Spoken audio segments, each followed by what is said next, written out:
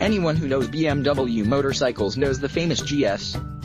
Less widely known is that it started as the G/S as a clearer designation of its terrain/street, or Gelände in Strasse in German, design ethos. That vintage style, though, that's what BMW was reaching for in this urban G/S, which is why they brought back the slash, the burnt orange saddle, and the 2 splashes of blue across the tank. It's also the last of 5 different iterations of the R9T in BMW's lineup. Speaking of which, if you're thinking this urban G/S looks an awful lot like an R9T Scrambler, you've got a keen eye. It's exactly that, and if you're interested in how this urban G/S performs, you should back up a quick step and read this article about the Scrambler and how it feels to ride. A few caveats about the feel, though. 1. The G/S's seat is noticeably taller, 33.5 inches, to be exact, and more importantly the off-road option tires that you can get, free of charge, incidentally, are Continental TKC 80s rather than the Metzeler Karo 3 rubber on the Scrambler. And the TKCs are much better. It's still heavy to steer and spun poorly compared to the original R9T, but it works just fine. I've slogged along the freeway on the urban G/S, plodded through cities, and slogged through traffic in suburbia. I'll save you objective types the trouble of wondering how well it performs as a motorcycle. Good, not great. It's not particularly fast, about 100 horsepower at the wheel, or light, around 490 pounds, and the suspension is pretty harsh. Somehow though, just like the original nineT, it manages to be pretty inspiring.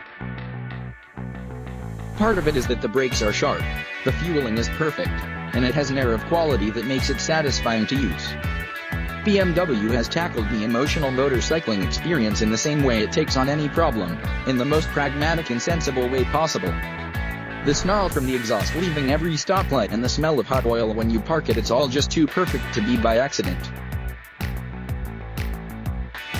Options on the G/S are pretty typical for BMW, and for the nineT family. ABS is standard while traction control is a $400 surcharge. It's a good option, although the bike doesn't really need it unless you plan on seeking out slippery surfaces. Cast wheels are standard, with the spoked option costing $500. The urban G/S's steel gas tank can be swapped for the standard nineT aluminum piece for $850 to $950 depending on the finish. You can also have an alarm for $400, or heated grips for $250, likely the best money you can spend on this bike. A lower seat can be had for free, too, which will be something to consider for a few G/S owners, what with the stock saddle being 33.5 inches from the deck. Any options you like will be added to the base price of the urban G/S, which is $12,995.